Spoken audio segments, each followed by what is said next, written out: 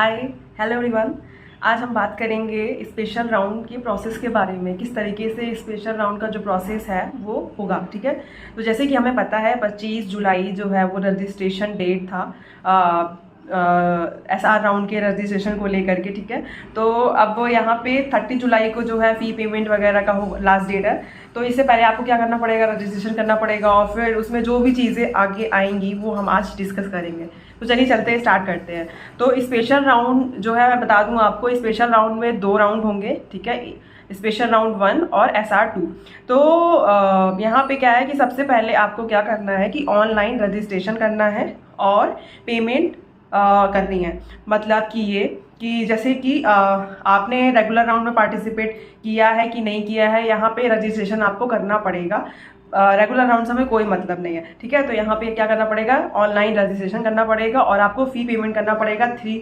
जो जनरल वाले हैं वो 3 के करेंगे और जो SC ST और PWD से बिलोंग करते हैं वो 2500 रुपये करेंगे।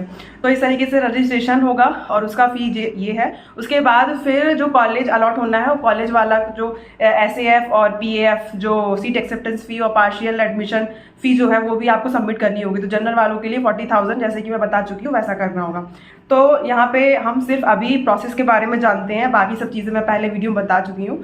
तो चलिए स्टार्ट करते हैं। पहला ये कि आपको ऑनलाइन रजिस्ट्रेशन करना पड़ेगा और फ़ी पेमेंट करनी पड़ेगी, जो भी आपका 43,000 मिला के इतना होगा। ठीक है, वो जनरल वालों के लिए मैं बता रही हूँ। और उसके बाद दूसरे नंबर पे आपके पास फिर क्या होगा कि ऑनलाइन जो चॉइस फिलिंग है वो जो आप फिर से freshly online choice filling fill करोगे और चॉइस फिल होने के बाद आपको सेव करना पड़ेगा। सेव करोगे तो चॉइस लॉक करोगे कि नहीं, वो अपने आप ऑटोमेटिक एट द एंड हो जाएगी। लेकिन अगर आपने सेव नहीं किया तो फिर आपका चॉइस लॉक में कुछ डिफिकल्टीज हो सकती है। तो आपको सेव करना ना भूलें। ठीक है, जैसे ही आप चॉइस फिल करें उसके बाद चॉइस लिस्ट जो आपने सबमिट की मतलब जो भी आपने प्रेफरेंस डाला है उसमें, तो उसको क्या करना, सेव करना ना भूलें, सेव जरूर करें। और सेव करने के बाद फिर जब भी लास्ट डेट उसका होता है चॉइस लॉक का, तो चॉइस लॉक उसी वक्त कर दें या फिर बाद में आपको चेंज भी करना पड़ सकता है। तो आप जब भी मन चाहे तब लॉक कीजिए, नहीं तो ऑटोमेटिक वो लॉक हो जाएगा। ठीक है, इसके बाद क्या होगा कि ये सारा आपका प्रोसेस हो गया रजिस्ट्रेशन और फ़ी पेमेंट वाला। मतलब 30 जुलाई तक आपका ये सारा प्रोसेस हो गया। उसके बाद फिर हमारा जो रिजल्ट आएगा अनाउंसमेंट का, वो क्या आएगा कि सीट जिसको अलॉटेड हुई है तो ठीक है, जिसको सीट अलॉटेड नहीं हुई है वो सीधे SR राउंड 2 के लिए आगे बढ़ जाएंगे। जिनको सीट अलॉटेड नहीं हुई है, जिनको सीट अलॉट हो गई है उनके लिए हम जानते हैं अब क्या करना होगा। तो जिनको भी सीट अलॉट हुई, मैं सारा चीज़ मैं लिख के रखी हुई हूँ। तो जिनको भी सीट अलॉट हो चुकी है तो उनको अपना क्या करना पड़ेगा, ऑनलाइन वेरिफिकेशन के लिए उनको डॉक्यूमेंट सबमिट करने पड़ेंगे। अब डॉक्यूमेंट सबमिट करने पड़ेंगे, पहला डॉक्यूमेंट सबमिट करना पड़ेगा। दूसरा ये कि आपको विलिंगनेस जो चॉइस है आपकी ऑप्शन है उसको सिलेक्ट करना पड़ेगा कि आप क्योंकि SR राउंड 2 भी है ना अभी, तो उस बेस पे आप उस कॉलेज को कंफर्म करना चाहते हो या फिर अदर कॉलेज में आप जाना चाहते हैं और या फिर उसी कॉलेज में ब्रांच चेंज करना चाहते हैं। तो चलिए हम देख लेते हैं कि डॉक्यूमेंट वेरिफिकेशन जो रिक्वायरमेंट है हमारा, जो अपलोड हमें डॉक्यूमेंट करने। देखिए, मैं बिल्कुल भी ये रिस्क नहीं लेना चाहती क्योंकि पिछले जो रेगुलर राउंड में बहुत सारे लोगों का डॉक्यूमेंट वेरिफिकेशन में प्रॉब्लम हुआ था और उनको पता नहीं था कौन सा डॉक्यूमेंट कब सबमिट करना है, क्या नहीं करना है। तो आज मैं यहाँ पे आपको बता देती हूँ कि कौन से डॉक्यूमेंट सबमिट करने हैं। जैसे ये प्रोसेस बताने के बाद मैं सीधे डॉक्यूमेंट पे जाऊंगी, जो भी आपको डॉक्यूमेंट कौन से सबमिट करने हैं वो सारा लिस्ट मैं आपको अच्छे से बताऊंगी। ठीक है, अभी हम यहाँ पे समझ लेते हैं कि हमें डॉक्यूमेंट अपलोड करना है।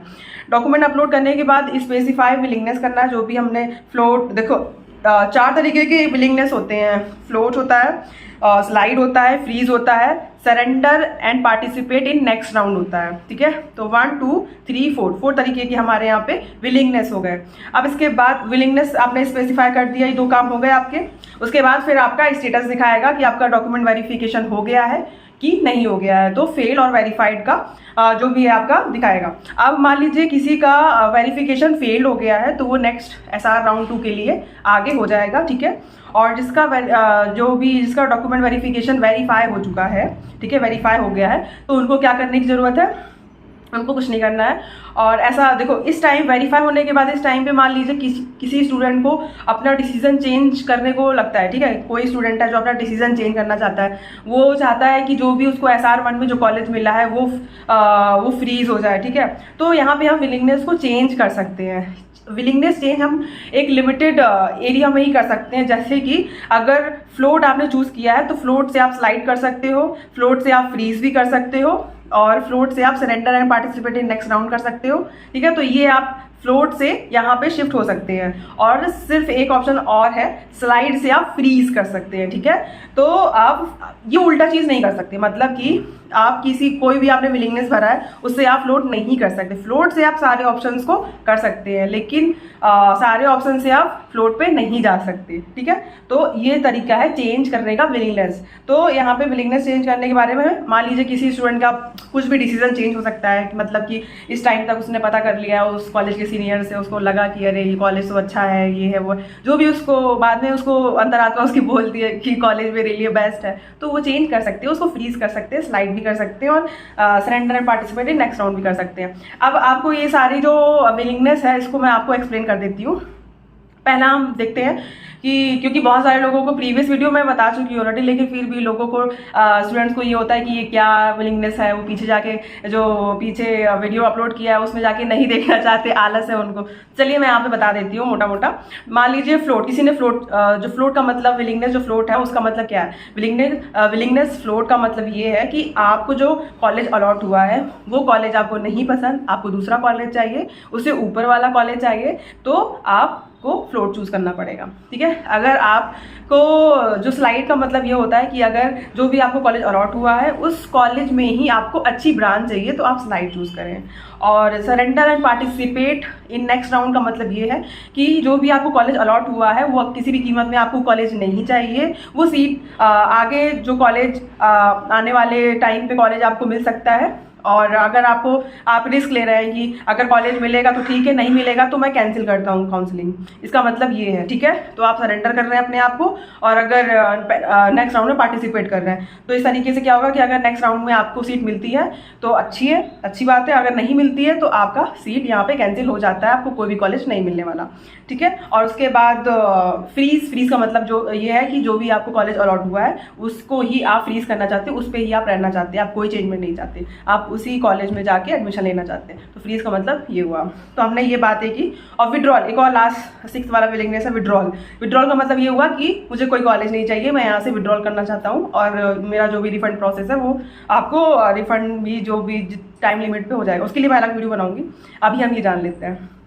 तो ये हो गया विलिंगनेस का एक्सप्लेनेशन।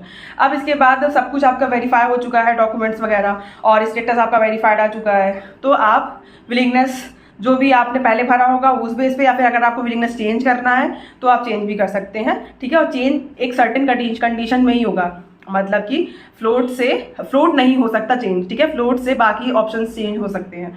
तो उसके बाद फिर मान लीजिए आप जो भी स्टेटस वेरीफाई हो गया, जिसने मान लीजिए किसी ने फ्लोट चूज़ किया होगा कि मुझे कॉलेज सही नहीं मिला, मुझे SR2 में दूसरा कॉलेज चाहिए, तो वो लोग फ्लोट चूज़ किए होंगे, तो अब क्या होगा, SR2 राउंड होगा, ठीक है। SR2 राउंड में आते हैं। अब SR राउंड 2 जो भी है उसमें उन्होंने सिलेक्ट किया, अब यहाँ पे कॉलेज हमारा अलॉट हो चुका है SR राउंड 2 में, ये लास्ट राउंड है SR का, ठीक है। तो SR राउंड 2 में सीट अलॉट हो गई। सीट अलॉट होने के बाद क्या होगा कि डॉक्यूमेंट जो पहले वेरीफाई कर चुके होंगे उनका तो कोई दिक्कत नहीं है, जिनका पहले डॉक्यूमेंट वेरीफाई नहीं हुआ होगा SR1 में, जिनका डॉक्यूमेंट वेरिफिकेशन नहीं हुआ होगा, फेल हो चुका होगा, तो वो लोग क्या कर सकते हैं, वो लोग वो फिर से अपना डॉक्यूमेंट जो है वो अपलोड कर सकते हैं। कौन से डॉक्यूमेंट अपलोड करने हैं वो मैं अभी आपको बताने वाली हूँ। तो डॉक्यूमेंट अपलोड करेंगे और यहाँ पे कोई विलिंगनेस का कोई चांस नहीं होता कि फ्लोट है क्या, क्योंकि आगे फर्दर आपकी कोई काउंसलिंग नहीं है, यही लास्ट काउंसलिंग है। तो उसके बाद फिर आपको फिजिकल रिपोर्टिंग करानी होगी, ठीक है। अगर विलिंगनेस जो भी आपने डॉक्यूमेंट वेरिफिकेशन, अगर आपका स्टेटस जो है वेरीफाई आ गया तो आप फिजिकल रिपोर्टिंग कराएंगे फाइनल अलॉटेड इंस्टीट्यूट में। और अगर आपका फिर भी वेरीफाई नहीं होता है तो फिर आपकी सीट कैंसिल हो जाएगी। और इसके बाद फिर डॉक्यूमेंट जिनका ऑलरेडी पहले SR1 में डॉक्यूमेंट वेरिफिकेशन जिनका ऑलरेडी हो चुका है, सक्सेसफुल वेरीफाई हो चुका है, उनको कुछ भी करने की जरूरत नहीं है, उनको बस फिजिकल रिपोर्टिंग, जो भी CCMT वेबसाइट में डेट निकल के आएगा वो डेट पे जाके अपना फिजिकल रिपोर्टिंग करना है फाइनल अलॉटेड इंस्टीट्यूट में, ठीक है। तो ये सारा जो प्रोसेस था वो SR1 और 2 के रिगार्डिंग था, ठीक है। अब हम जान लेते हैं कि ऐसे कौन से डॉक्यूमेंट्स हैं जो हमें अपलोड करने हैं, ठीक है। तो रजिस्ट्रेशन के बाद हमें डॉक्यूमेंट्स अपलोड करने होते हैं सीट अलॉटेड होने के बाद। तो अब देख लेते हैं कौन से डॉक्यूमेंट अपलोड करने हैं। तो देखिए मैंने यहाँ पे सारी चीज़ें लिख रखी है, 9 तरीके के डॉक्यूमेंट्स जो हमें अपलोड करने हैं। और जैसे कि यहाँ पे पहला जो आपका डॉक्यूमेंट होना चाहिए वो आपका डेट ऑफ बर्थ प्रूफ होना चाहिए, और डेट ऑफ बर्थ जो प्रूफ का डॉक्यूमेंट है वो 10th क्लास की मार्कशीट है। तो ठीक है, तो आपके पास 10th क्लास की मार्कशीट आपको अपलोड करनी होगी, जो एक तरीके का प्रूफ है कि आप का डेट ऑफ बर्थ क्या है। ठीक है, दूसरा जो है वो ये है प्रूफ, आईडी प्रूफ दूसरा अपलोड करना है, आईडी प्रूफ। तीसरा है मार्कशीट, ठीक है, marksheet of 12th class, 10th marksheet, 12th marksheet और आईडी कार्ड, ये 3 चीज़ें हो गई। फोर्थ वन है सारे सेमेस्टर की मार्कशीट। ठीक है, मान लीजिए किसी का अपीयरिंग होगा तो 4th ईयर की मार्कशीट नहीं आई होगी, तो जितने भी सेमेस्टर की उनकी मार्कशीट आई है वो अपलोड कर दे, और फिर उसके बाद जितने सेमेस्टर की आई वो अपलोड कर दे, जिसकी उनकी आनी है या फिर नहीं आई है तो उसको अपलोड ना करें, उसमें कोई दिक्कत नहीं है। 5th नंबर पे क्या है कि आपको प्रोविजनल डिग्री सर्टिफिकेट और सर्टिफिकेट, ये चीज़ें आपको करनी पड़ेगी, या तो डिग्री हो जिन्होंने, जो बच्चे पास आउट कर चुके हैं उनके लिए, और जो अपीयरिंग है वो उनके लिए प्रोविजनल डिग्री सर्टिफिकेट, अपने एचओडी से बोलिए वो प्रोविजनल डिग्री सर्टिफिकेट प्रोवाइड करेगा, या फिर कोर्स कंप्लीशन सर्टिफिकेट, ये होना चाहिए। ठीक है, तो इतना होना चाहिए। कोर्स कंप्लीशन सर्टिफिकेट यहाँ पे जो है वो ये है कि जैसे मान लीजिए किसी का एग्जाम अभी तक नहीं हुआ है तो अपने एचओडी से जाके बोल सकते हैं कि कोर्स कंप्लीशन सर्टिफिकेट कब कंप्लीट होगा, उसके रिगार्डिंग हम एक सर्टिफिकेट बना के दें ताकि हम काउंसलिंग में अपीयर हो सकें। तो ये चीज़ें हैं। 6 नंबर पर हमें गेट स्कोर अपलोड करना है। और देखिए जो भी डॉक्यूमेंट्स मैं आपको बता रही हूँ, सारे जो ओरिजिनल डॉक्यूमेंट है उसका कलर स्कैन कॉपी होना चाहिए। क्या? Coloured scan copy. तो कलर वाला स्कैन करा के आप अपलोड करना है ऑनलाइन, आपको डॉक्यूमेंट अपलोड करने हैं कलर्ड वे में। ठीक है, तो ये सारे कलर्ड में करने हैं। इसके बाद 6 नंबर पे गेट स्कोर। तो गेट स्कोर में आपका 2021, 2022 और 2023, इन तीनों में से अगर किसी भी ईयर में आपका गेट स्कोर है तो आप आराम से वो गेट स्कोर करें, अपलोड करें, और एलिजिबल भी है, क्योंकि हमें पता है गेट स्कोर की जो एक्सपायरी डेट होती है वो 3 ईयर्स होती है। ठीक है, 3 ईयर तक आपका गेट स्कोर कार्ड वैलिड है, एक्सपायरी 3 साल के बाद होता है। उसके बाद 7th नंबर पे आपको करना पड़ेगा सर्टिफिकेट ऑफ कैटेगरी का सर्टिफिकेट। तो देखिए कैटेगरी सर्टिफिकेट में मैं बता देती हूँ आपको कि जिनका EWS है, EWS जनरल EWS सर्टिफिकेट है, दूसरा जिनका OBC non creamy layer certificate है। तो इन 2 सर्टिफिकेट में क्या होगा कि आपका जो सर्टिफिकेट बना हुआ होना चाहिए वो 1 अप्रैल 2023 पर या उसके बाद। ठीक है, 1 अप्रैल 2023 या फिर उसके बाद वाले आने डेट पे आपका सर्टिफिकेट बना हुआ होना चाहिए। ये 2 कैटेगरीज के लिए, जनरल EWS और OBC नॉन क्रीमी लेयर। बाकी जो अदर कास्ट की सर्टिफिकेट्स हैं वो आप उसका कोई डेट इसमें मेंशन नहीं है तो वो लगा सकते हैं, लेकिन इसके लिए आपको 1 अप्रैल वाला डेट दिया हुआ है। और 8th नंबर पे जो बात करूंगी वो करूंगी declaration by the candidates on OBC non creamy layer status in the prescribe format available on CCMT website. ठीक है, तो अब देखिए सर्टिफिकेट जो मैंने बोला था कैटेगरी का सर्टिफिकेट वो भी आपका CCMT वेबसाइट पे फॉर्मेट दिया होगा, और वो एक गवर्नमेंट फॉर्मेट है। ठीक है, गवर्नमेंट फॉर्मेट है एज पर गवर्नमेंट, तो वहाँ से आप डाउनलोड करके उसका फॉर्मेट पे आप सर्टिफिकेट बनवाएं। दूसरा ये 8th वाले पे जो नंबर था वो क्या था, डिक्लेरेशन बाय द कैंडिडेट्स। तो ये भी आपको नॉन OBC क्रीमी लेयर का जो स्टेटस है वो जो भी है आपका अवेलेबल होगा उसमें, नॉन क्रीमी CCMT वेबसाइट पे इसका फॉर्मेट अवेलेबल है। तो ये भी आपको डिक्लेरेशन वाला फॉर्मेट आपको अपलोड करना है कि आप OBC नॉन क्रीमी लेयर से बिलोंग करते हैं। ठीक है, और उसके बाद 9th नंबर पे है कि जो भी स्टूडेंट PWD में आते हैं, ठीक है, तो उनको भी अपना PWD सर्टिफिकेट देना होगा, और इसका भी जो फॉर्मेट है सर्टिफिकेट का वो CCMT वेबसाइट पे गिवन है। तो इस तरीके से जो सर्टिफिकेट्स हैं वो CCMT वेबसाइट पे गिवन है, और कास्ट का सर्टिफिकेट है वो एज पर गवर्नमेंट फॉर्मेट पे होगा। जो गवर्नमेंट फॉर्मेट है वो CCMT वेबसाइट पे गिवन है, उस पर आप आराम से दे सकते हैं। तो इस तरीके की ये 9 डॉक्यूमेंट्स हैं जो आपको क्या करने हैं, अपलोड करने हैं। कुछ लोग पूछते हैं TC क्या क्या करना है, तो TC वगैरह ये सब आपको फिजिकल रिपोर्टिंग पे सबमिट होगी। ठीक है, क्योंकि ट्रांसफर सर्टिफिकेट जो होगा आपका वो फिजिकल रिपोर्टिंग के टाइम पे आपको लगेगा। तो और कोई कुछ बोलता है कि सर्टिफिकेट ऑफ कंडक्ट जो भी, तो पता नहीं, मेरे टाइम पे तो सिर्फ एक ही सर्टिफिकेट हुआ था, वो है TC, और एक कैरेक्टर सर्टिफिकेट जो ऑप्शनल था बट मैंने अपलोड कर दिया था। तो ये चीज़ें फिजिकल रिपोर्टिंग पे सबमिट होंगी, तो आपको टेंशन लेने की जरूरत नहीं। और ऐसा भी बहुत सारे लोगों के पास ये भी सर्टिफिकेट नहीं थे, तो उन्होंने एक एफिडेविट दे दिया था कि हमारा विदिन 45 डेज, या एक लेटर लिख दिया था जिसमें उन्होंने लिखा था कि 45 डेज में हम इसको सबमिट कर देंगे आने वाले टाइम पे। ठीक है, तो ये चीज़ें हैं। ठीक है, तो इस तरीके से हमने देखा कि स्पेशल राउंड का प्रोसेस क्या है और स्पेशल राउंड में जो विलिंगनेस हम चूज़ करते हैं उसका एक्सप्लेनेशन देगा शॉर्ट फॉर्म में, और उसके बाद कौन कौन से डॉक्यूमेंट हमें अपलोड करने हैं अभी ऑनलाइन वे में, ठीक है, ऑनलाइन वे में हमें कौन कौन से डॉक्यूमेंट अपलोड करने हैं वो हमने देखे।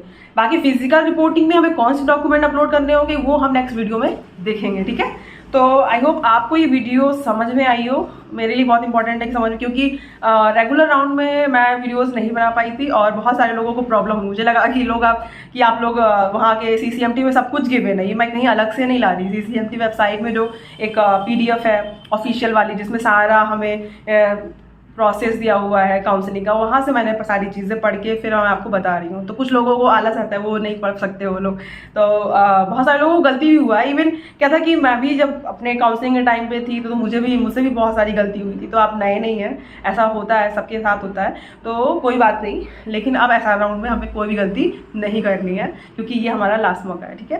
तो इस तरीके से हमें ध्यान देना है और चीज़ों को अच्छे से वे में एफर्ट डालना है और देना है कि डॉक्यूमेंट, देखिए डॉक्यूमेंट जो है वो बहुत अच्छे से देख लेना आपकी PDF में उन्होंने मांगा है, क्या साइज़ बोला है उन्होंने, आराम से टेंशन मत लेना।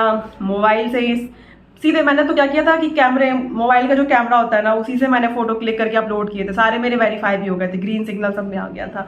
तो सीधे आपको कैमरे में ऑन करके फिर जहाँ पे उजाला होता है, एकदम लाइट होती है, नेचुरल लाइट जो होती है, वहाँ पे जाके अपना अच्छे से उसका HD जो क्वालिटी है उसमें फ़ोटो खींचिए और फिर अच्छे से उसको क्रॉप करके और रिसाइज करिए। ऑनलाइन ब्राउज़र मतलब गूगल में ब्राउज़र में आप जाओगे, वहाँ आप देख लोगे जो भी रिक्वायरमेंट साइज़ होगा आपका, PDF में कन्वर्ट करना होगा, सब कुछ ऑनलाइन हो जाता है। तो आप वहाँ टाइप करो कि how to convert JPG to PDF और इन दिस साइज़ जो भी है आपका वो सब डिफाइन करोगे, सब उसमें हो जाएगा, ठीक है। आपकी रीसाइज हो जाएंगी और अपलोड हो जाएंगी। प्लीज़ ये सब चीज़ें आप ध्यान रखिएगा क्योंकि ऐसा भी होता है कि आपने साइज़ वाइज नहीं देखा, सीधे अपलोड किया, फिर वहाँ से वो अनेबल हो जाता है, सारा चीज़ फेल हो जाता है और फिर उसके बाद फिर वो फेल बताता ही रहता है। तो क्यों ना हम पहले से ही सब कुछ रिसाइज करके अच्छे से रखें। तो आपको क्या करना है, पहले सारा डॉक्यूमेंट इकट्ठा कर लेना है, सबकी फ़ोटोज़ ले लेनी है अपने मोबाइल पे और फिर उसको क्रॉप करके और फिर अच्छे से क्या करना है, PDF में जिसमें उन्होंने बोला हो उसमें कन्वर्ट करके और साइज भी बिल्कुल देखें और उसको फिर रीनेम करें कि हाँ, रीनेम में क्या साफ साफ लिखें कि ये हमारा 10th मार्कशीट है, 12th मार्कशीट है, ऑल सेमेस्टर मार्कशीट को एक PDF में ही कर दें, है ना। तो इस तरीके से अपनी चीज़ों को ध्यान से पहले कलेक्ट कर ले, एक जगह लैपटॉप या मोबाइल में सेव कर ले, सेव करने के बाद सीधे सीधे अपलोड करने चले जाएं। क्योंकि ऐसे में क्या होगा कि अगर आपका एक चीज़ भी फेल नहीं होगी ना तो सीधे सीधे सब कुछ अपलोड होता चला जाएगा, और अगर आपका कोई भी एक फेल हो गया तो उसके आने वाले आगे के काम फेल होते चले जाते हैं। ये मैंने फेस किया, वो भी ऑनलाइन में तो ज़्यादा होता है। तो इस तरीके से ध्यान रखिएगा, ठीक है। तो चलिए नेक्स्ट वीडियो मिलेंगे, तब तक के लिए बाय बाय, टेक केयर।